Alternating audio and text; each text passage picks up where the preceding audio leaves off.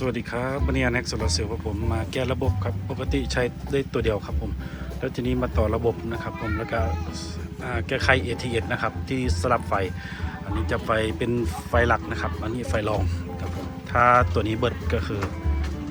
ATS สลับมาตัวนี้เลยนะครับผมตัวนี้ตั้งค่าเดินใช้เรียบร้อยครับแต่ก่อนเพิ่นเดินไว้เป็นซ่องชุดนะครับผมจะว่ามันไซส์บ่ได้นะครับผมตอนนี้ผมมาแก้ไขให้ได้เรียบร้อยแล้วก็แป้งของเขาอยู่ข้างบนประมาณ9แผ่นนะครับผมตอนนี้แก้ไขระบบเดิมได้เรียบร้อยครับผมตอนนี้เป็นระบบรองระบบ24โวลต์นะครับผมนี่นะครับระบบ24โวลต์นะครับตอนนี้ผมมาแก้ไขอันนี้เป็นระบบ48โวลต์นะครับผมตอนนี้ใช้พลังงานหลักคือทางนี้อยู่นะครับผมถ้าเบิดแล้วก็มาใส่ตัวนี้นะครับผมครับเรียบร้อยใช้ได้เรียบร้อยครับผมต้นใจติดต่อเข้ามาได้ครับ0807281044อันนี้โซลาร์เซลล์ครับผม